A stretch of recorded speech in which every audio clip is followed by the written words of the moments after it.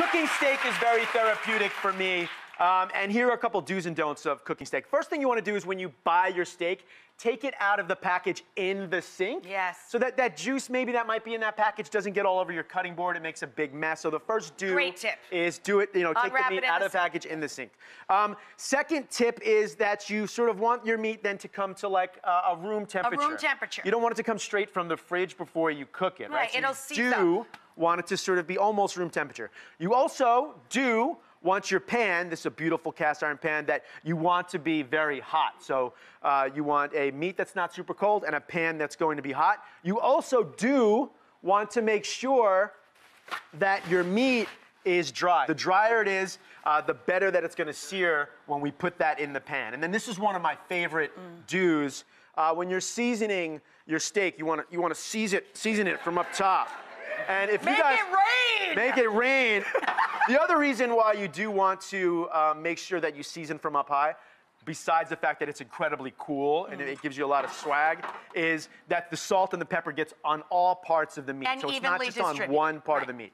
This is key right here. It looks like it's really, really hot, and it is, but you want that when you're searing a piece of meat. So I'm going to take my meat that's now been sort of come to room temperature, it's been dried, and I'm going to put it in the pan.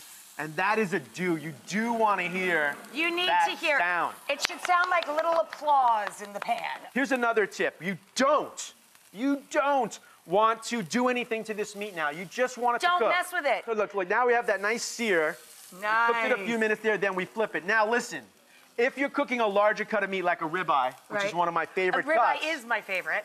When you flip it, then you want to put it in the oven. And I have a ribeye over there in the oven. You want to grab it? Yeah, I'll grab it. I don't think I've ever grabbed anything out of the oven, so your oven over here. Okay, look at that. Okay. Oh, beautiful. It smells amazing. Also, this is really heavy, Rachel. This is a heavy pan. I'm glad I did some, I worked out a little bit, and this is amazing. Oh, look at that. You see all of these awesome juices. Yes. I love applause. It's a thing of beauty. First thing I'm going to do is I'm going to smash some garlic over here. Yeah.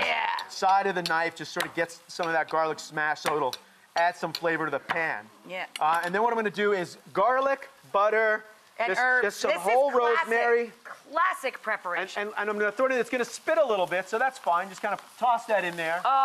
So you do want to make sure that you baste your meat, because this is what they're doing in the fancy steakhouse. And that's what they're doing at all of the best steakhouses. That's why your steak never tastes the same. You're not butter basting it, baby. All right, so now, I also want, when you sear this really hot, you want to put it in an oven that's not super hot. You want it to cook nice and slow. No, you don't want your oven like 500 degrees. Right, so like just a moderate heat. 300 degrees is really fine, right? And this is how we're going to get a nice temperature. Now, you see what I'm doing. Look at that. Oh!